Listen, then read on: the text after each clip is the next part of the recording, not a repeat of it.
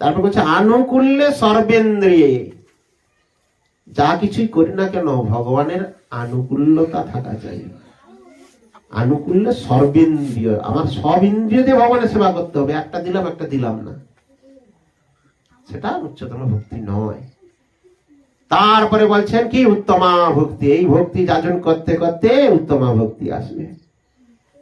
আবার সেই উত্তমা ভক্তি গৌড়ীয় সিদ্ধান্তের যে আমাদের শিখাচ্ছেন, আমাদের যে পথ দেখাচ্ছেন গুরুদেব, তাই তো সেই সেখানে উত্তমা ভক্তির কথা বলেছেন। উত্তমা ভক্তিকেও 3 ভাগে ভাগ করা হচ্ছে।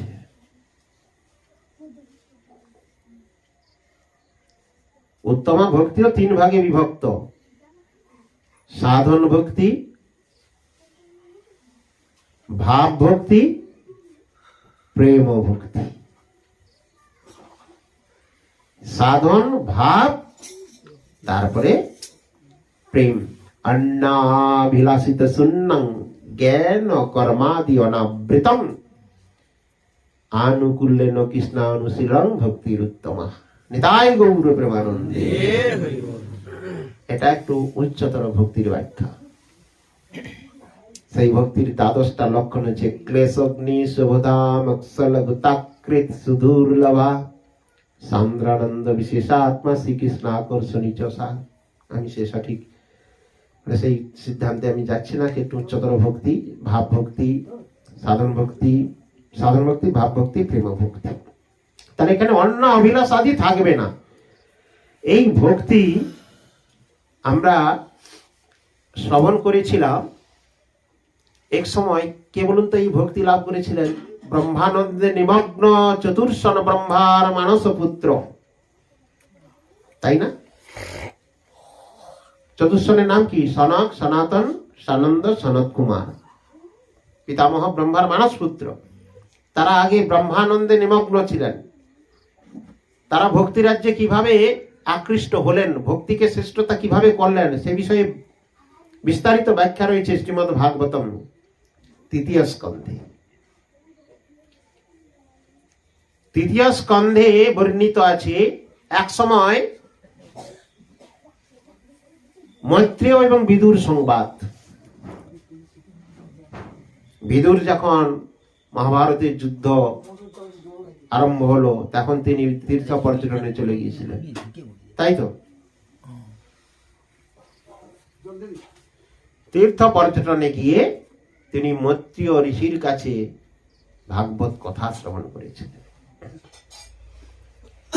সেইখানে বর্ণিত আছে এক সময় দেবতাগণ হঠাৎ এই জগৎ ভূলোক সব অন্ধকারাচ্ছন্ন হয়ে গেল। অন্ধকারাচ্ছন্ন হয়ে একটা ঘোর সংকট আসন্ন দেখে। কিসের জন্য? দিতির গর্ভ থেকে একটা ঘোর অন্ধকারাচ্ছন্ন জগৎকে ব্যাপ্ত করে দিচ্ছে।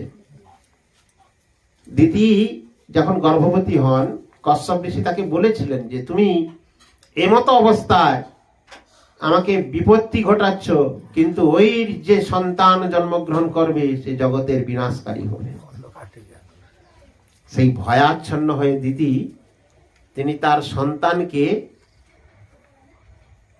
গর্ভের মধ্যে ধারণ করেছিলেন 100 বৎসর।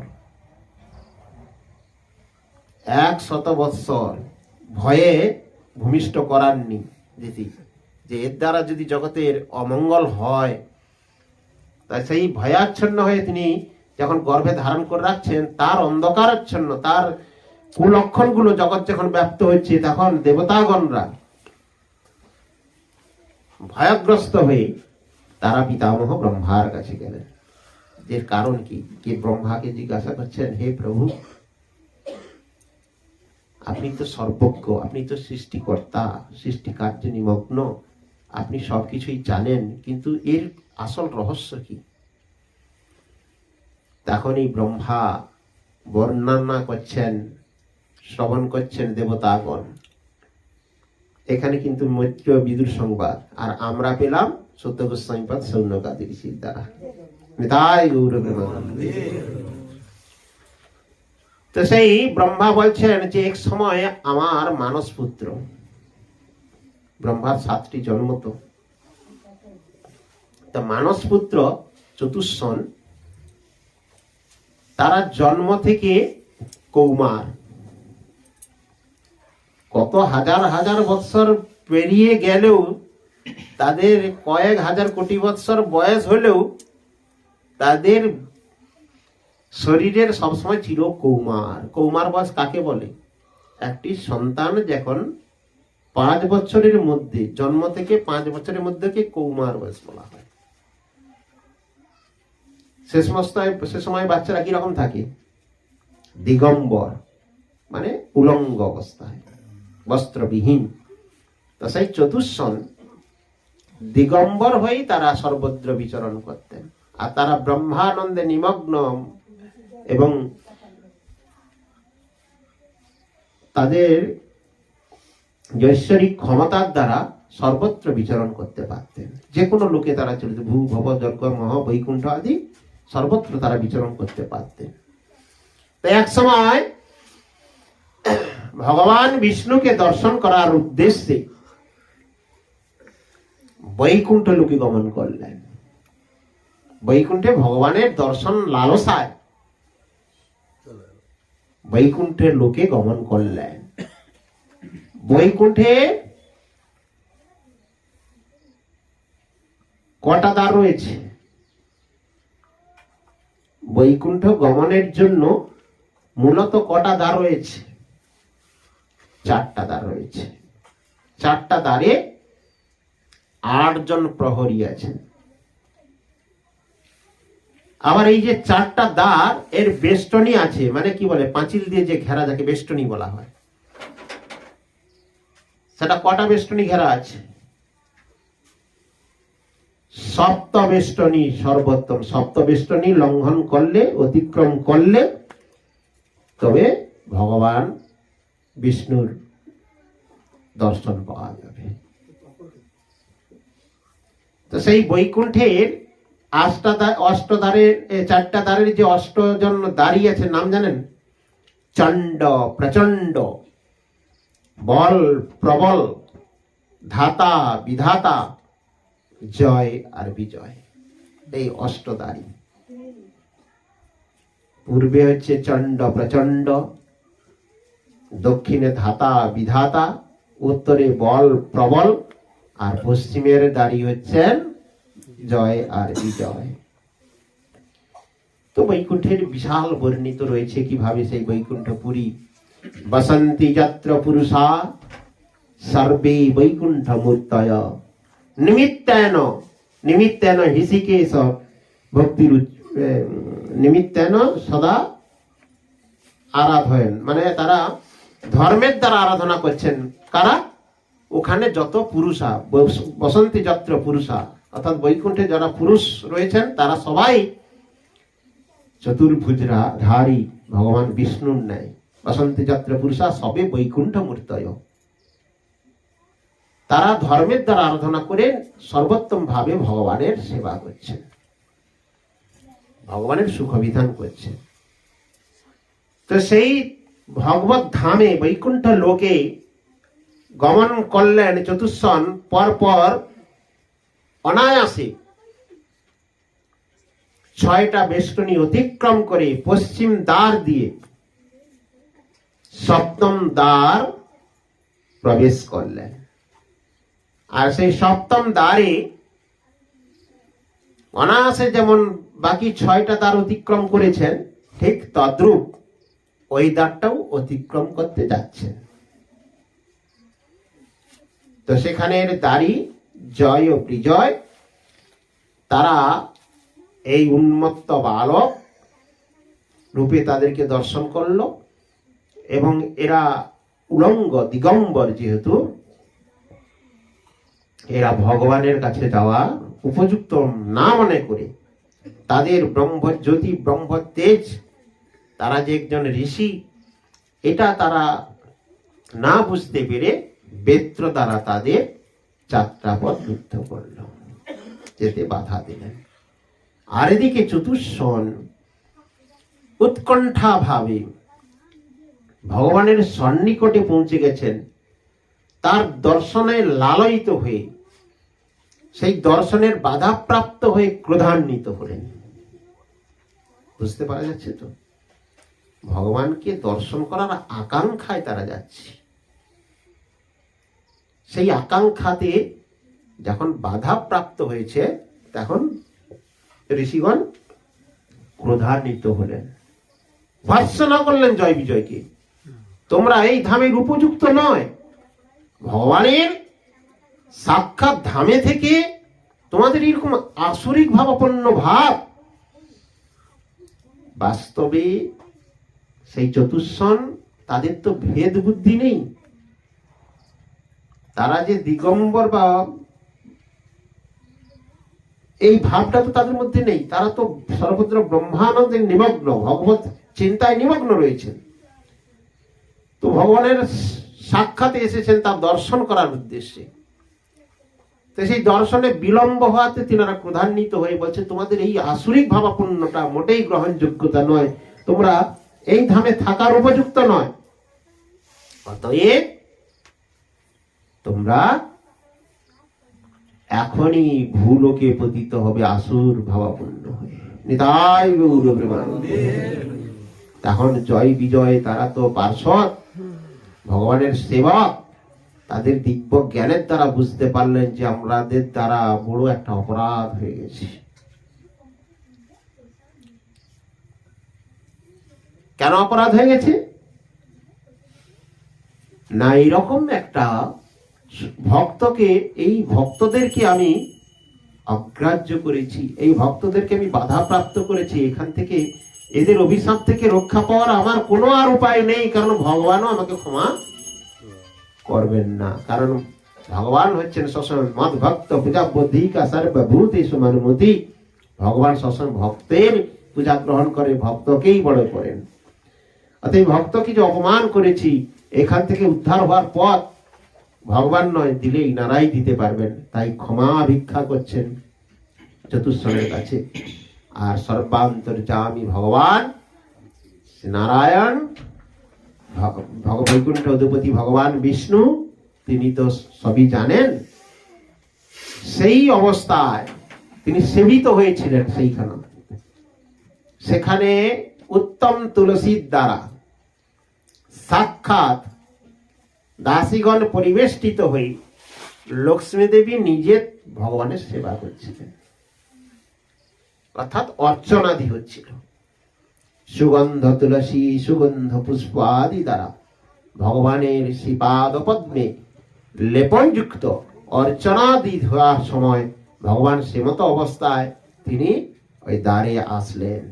সঙ্গে ছত্র চামর আদি ব্যঞ্জন করছেন, ছত্র ধারণ করছেন। পশ্চাতে দেবী লক্ষ্মী আসছেন, অগ্রায়ে ভগবান বিষ্ণু আসছেন। সাক্ষাৎ ভগবানকে দর্শন করতে পারলেন চতুষ্ষণ। এসে তিনি কি করলেন, যখন দাঁড়িয়েছেন চতুষ্ষণ ভগবানকে দেখে তৎক্ষণাৎ অবনত মস্তকে তস্যারবিন্দ নয়নস্য পদারবিন্দ কিঞ্জলকা তুলসী মকরন্দ বায়ু অন্তর্গতং সবিবরেণ চকারতে শঙ্খভং অক্ষর জুসং অপি চিত্ততনু। সব কি ঘুম পেয়ে যাচ্ছে? বুঝতে তো অসুবিধা হচ্ছে নাকি? এই লীলা কথাতে কি কোনো সমস্যা হচ্ছে নাকি? প্রায় ঘুমিয়ে যাচ্ছেন, কি অসুবিধা কি? ধ্যান দিয়ে শুনতিছে। অতএব ভগবানের এই অপ্রাকৃত সাক্ষাৎ কাছে এসে গেছেন, তা দর্শন করে সেই ভক্ত চতুষ্ষণ কি বলছেন, তস্যারবিন্দ নয়নস্য পদারবিন্দম। তাদের নয়ন যুগল তস্যারবিন্দ নয়নস্য পদারবিন্দম, শ্রীপাদ পদ্মের দিকে এক দৃষ্টে তাকাচ্ছেন। আর কি? প্রণাম। তস্যারবিন্দ নয়নস্য পদারবিন্দম চকার তেসং। কিঞ্জলক মিশ্র তুলসী মকরন্দ বায়ু। কিঞ্জলক মানে কি? কেশর। কিঞ্জলক মানে কেশর।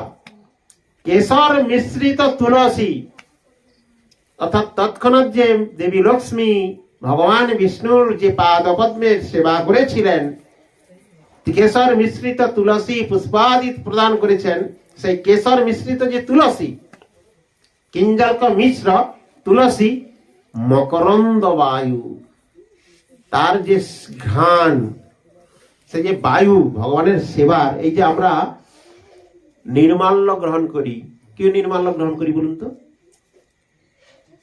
হ্যাঁ, প্রসাদী মালাও এক প্রকার নির্মাল্য, কিন্তু আরতির সময় আমরা যে নির্মাল্য গ্রহণ করি সেটা হচ্ছে পঞ্চপ্রদীপের। পঞ্চপ্রদীপের যে আঘ্রাণটা কি গ্রহণ করি আমরা? অনেকে দেখি ওটা নিয়ে আবার ব্যথা টাথায় দিচ্ছে, ওর জন্য নয়, ওটা ভক্তির কথা নয়, ওর ঘ্রাণটা নিতে হয়। ঘ্রাণ, ওই ঘ্রাণের দ্বারা আমাদের অন্তরঙ্গ, যে অন্তরের যে ভিতরে যে আমাদের তো যত নোংরা আবর্জনা তো ভিতরে, আবর্জনাটা তো মন শুদ্ধিকরণ না হলে কি হবে? আমার হৃদয় মন্দিরে, মম হৃদয় মন্দিরে জাগো জাগো, আমরা কীর্তন অনেক কিছু করছি, কিন্তু মন্তর মন্দিরে যদি তাকে না বসাতে পারি, তাকে যদি হৃদয়ে ধারণ না করতে পারি, বাইরের আচার আচরণ দেখানো যেমন প্রয়োজনীয়তা আছে, তেমন ভিতরের তার চেয়ে অনেক অনেক গুণসম্পূর্ণ ভাবে হৃদয়টাকে পরিষ্কার করতে হবে। ভগবান বসবেন আমাদের অন্তরে, তো হৃদয়ে তিনি সর্বদা বিরাজমান হবে। তার জন্য হৃদয় কাঁদবে, সেবা ত্রুটির জন্য কান্না আসবে, আমি পাচ্ছি না, আমার সেই ব্যবস্থা করতে পারছি না, আমার হাজার প্রতিকূলতা, সামান্য অর্থ উপার্জনের জন্য সময় অতিবাহিত করছি, বেশি সময় দিচ্ছি, কিন্তু ভগবানের সঠিক টাইমে সঠিক সেবাটা করতে পারছি না। তার জন্য হৃদয় যখন কাঁদবে, যখন নিজে নিজে অপরাধগ্রস্ত বলে মনে হবে, তাহলে ভাবতে হবে আমরা আস্তে আস্তে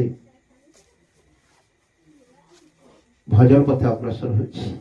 তাহলে তিনি আমাদের সর্বান্তর্যামী, সংসার যাত্রা অনুবর্তমানম তদাজ্ঞয়া শ্রেণী হরে অন্তরাত্মন স্পর্ধা তিরস্কার কলি প্রমাদ ভয়ানি মাম অভিভবন্তু ভূমন।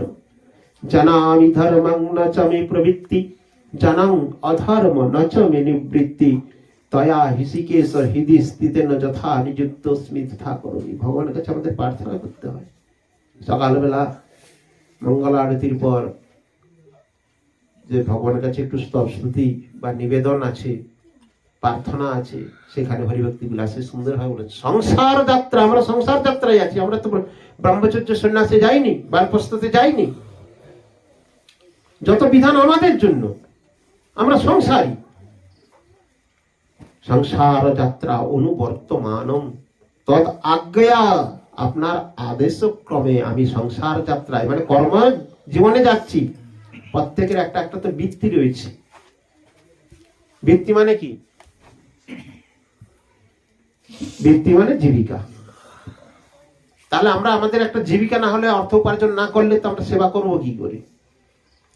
তাহলে সংসার যাত্রা অনুবর্তমানম তদ আজ্ঞা, তোমার নির্দেশ ক্রমে, তোমার আদর্শ ক্রমে যাচ্ছি। সংসার যাত্রা অনুবর্তমানম তদ আজ্ঞা শ্রেণী হরে অন্তরাত্মন স্পর্ধা তিরস্কার কলি। আমার সেই কর্মজীবনে গিয়ে কারো কাছে স্পর্ধা খেতে হয়, কারো কাছে তিরস্কৃত হতে হয়। স্পর্ধা, তিরস্কার, প্রমাদ, কেউ কেউ আমাদের প্রমাদ দেখায়, জগতে দেখায় না, হ্যাঁ বৈষ্ণব এটা কি, এদের কি ইত্যাদি অনেক রকম। তাহলে কি বলছেন? প্রমাদ, স্পর্ধা, তিরস্কার, প্রমাদ ভয়ানি মাম অভিভবন্তু ভূমন। হে ভগবান, হে কৃষ্ণ, হে অন্তর্যামী ভগবান, সবই তোমার দ্বারাই হচ্ছে বলে আমাকে গ্রহণ করতে হবে। জানা আমি ধর্ম, আমি ধর্ম জানি, সম্পূর্ণ রূপে তাই প্রবৃত্ত হতে পারছি না। আবার অধর্ম জানি, তা থেকে সম্পূর্ণ নিবৃত হতেও পারছি না। আমাদের পদে পদে ত্রুটি বিচ্যুতি, যারা জীর্ণ, সর্বদা পঞ্চ রোগগ্রস্ত এই শরীর, ঘামাক্ত অবস্থায় ভগবানের সেবাই তো করা যায় না। সহস্র ছিদ্র দ্বারা আমাদের এই শরীর, সবসময় বর্জ্য পদার্থ এগুলো গলিত হয়ে বেরোচ্ছে। ভগবান চিন্ময়, অপ্রাকৃত, চির কৈশোর, তার যে নিত্য ধাম, নিত্য সেবা অনন্ত, তার চিন্ময় জায়গায় আমরা প্রবেশ করার অধিকারী নয়। আমাদের এই অপদার্থ শরীর সর্বদা আরামভোগী, ভোগপ্রিয়। একটু হরিকথায় আসলেও আমরা সেই ভোগপ্রিয়তাও ভুলতে পারি না।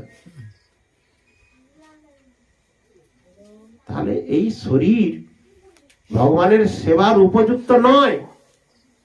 তাই বলছেন, স্পর্ধা তিরস্কার কলি প্রমাদ ভয়ানি মাম জানামি ধর্মং নচ মে প্রবৃত্তি জানাং অধর্ম নচ মে নিবৃত্তি তয়া হৃষিকেশ হৃদয় স্থিতেন। হে হৃষিকেশ, হে ভগবান, আমার হৃদয়ে বিরাজ হয়ে যথা হৃদয় স্থিতেন যথা নিযুক্ত স্মি তথা করমি। তুমি যেখানেই আমাকে নিয়োগ করবে আমি সেই কাজ করবো, তোমার শরণাগত হয়ে। এই চিন্তাধারায় যদি আমরা এগিয়ে যাই, আমরা ভালো মন্দটা উপলব্ধি করতে পারবো, আমাদের পথটা সুগম হবে। কষ্ট দুঃখ পেলেও মনে হবে আমাদেরকে ভগবান সঠিক পথ দেখাচ্ছেন। তাই গৌর প্রেমানন্দে, তাই সেই চতুষ্ষণ